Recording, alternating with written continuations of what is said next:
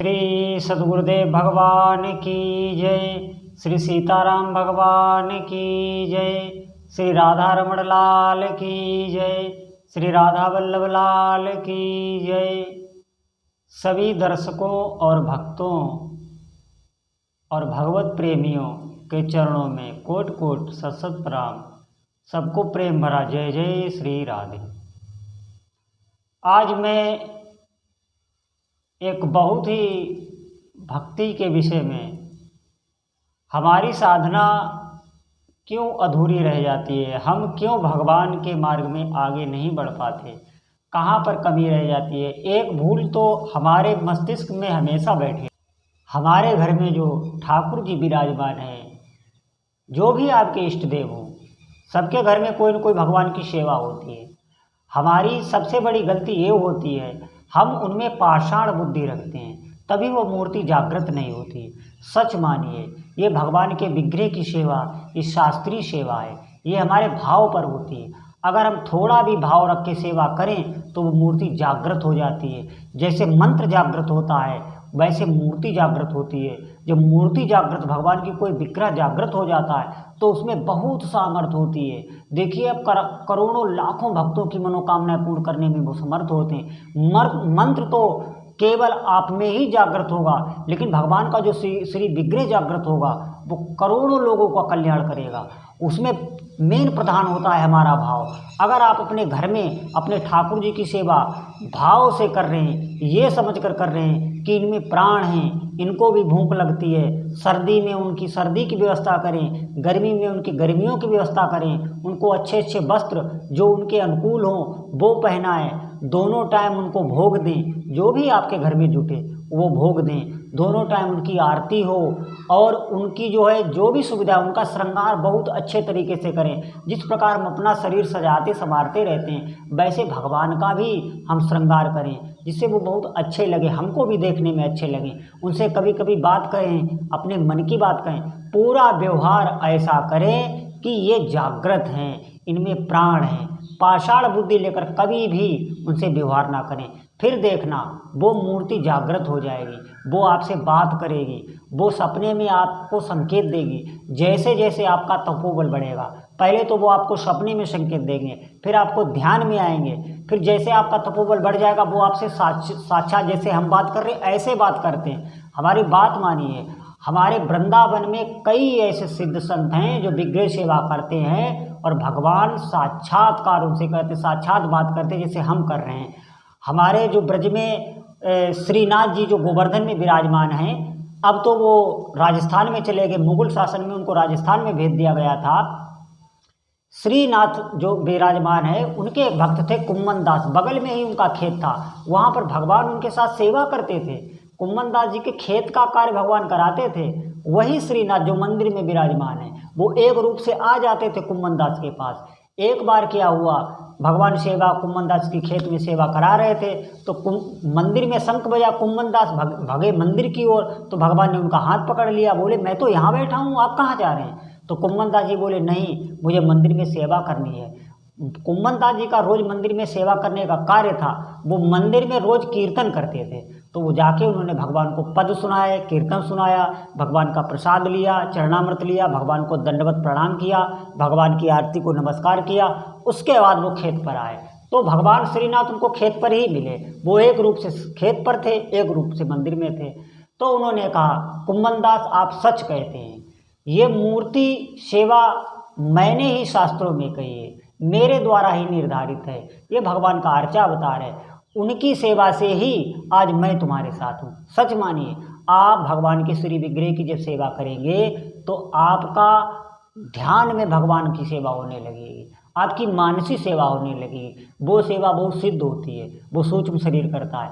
आप स्थूल से, इस शरीर से बाहर रहेंगे, संसार के सब कार्य करते रहेंगे, लेकिन एक आपका मन जो है वो भगवान की सेवा में रहेगा, परमानेंट रहेगा बराबर, क्योंकि वो सेवा सिद्ध हो जाती है। और ये सेवा हमें, जब आप प्रकट रूप में मूर्ति या किसी विग्रह की सेवा कर रहे होंगे, घर में या मंदिर में कहीं, तब ये होता है। ये मनमानी नहीं है कि आप ऐसे ही ध्यान में भगवान की सेवा करने लगेंगे।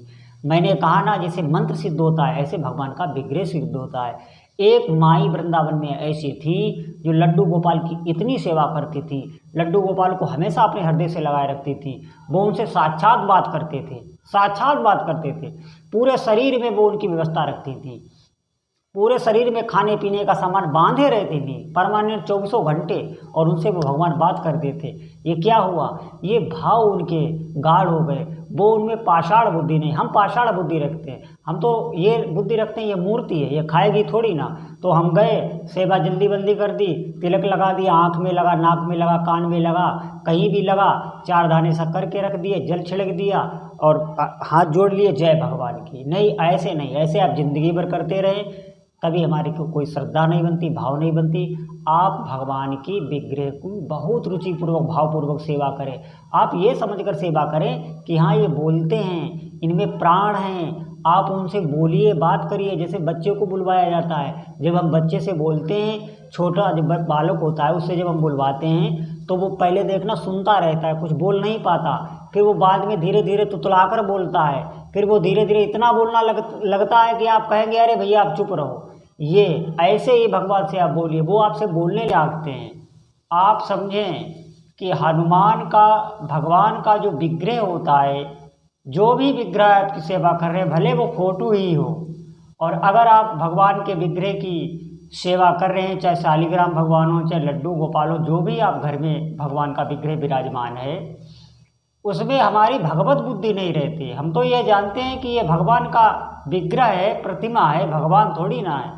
बस सबसे बड़ी ये जो भगवान की विग्रह की पूजा है, इसे भगवान को का अर्चा अवतार कहते हैं। शास्त्रों में 8 प्रकार के भगवान के अवतार हैं, उनमें अर्चा अवतार भी है। ये कोई मनमानी नहीं है, ये शास्त्र विधि से है। आप कहीं भी किसी भी मंदिर में जाकर देख लें, भगवान की शास्त्रीय विधि से पूजा होती होगी।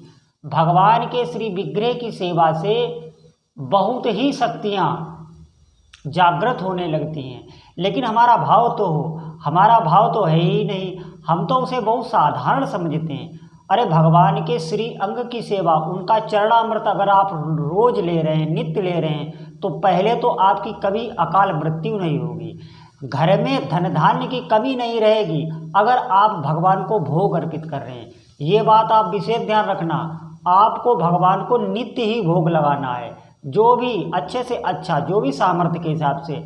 आप अगर नहीं कुछ है तो रोज जो बनता है उसी का भगवान को आप भोग लगाएं। सुबह लगाएं भोग, शाम को लगाएं, और भगवान की दोनों टाइम आरती करें। हमारा विशेष तो ये है कि हम ये समझते हैं, हम भगवान में ये महसूस ही नहीं करते कि ये हमारी तरह जीवित हैं, क्योंकि हम उनसे जो व्यवहार करते हैं, जो हमारी बातचीत रहती है, वो एक विग्रह या धातु का विग्रह, उस तरीके से हमारा व्यवहार रहता है। हमारा जो व्यवहार रहता है उस विग्रह के साथ, वो एक ऐसा रहता है कि ये जड़ है और हम जीवित हैं, हमको भूख लगती है, हमको प्यास लगती है। और आप ये समझिए, अगर आप ये भावना रखकर अगर आप विग्रह में प्राण का भाव रखेंगे कि हाँ इनमें भी प्राण हैं, हम जिस विग्रह की सेवा कर रहे हैं, जो विग्रह हम अपने घर लाए हैं, इनको भूख लगती है, सर्दी में इनको जो है सर्दी लगती है, हम छोटी सी अंगीठी या उनके पास कोई गर्मी का इंतजाम करें, गर्मी में सर्दी पंखे का इंतजाम करें। जो भी आप व्यवस्था, गर्मी में भगवान की व्यवस्था अलग रहेगी, सर्दी में अलग रहेगी।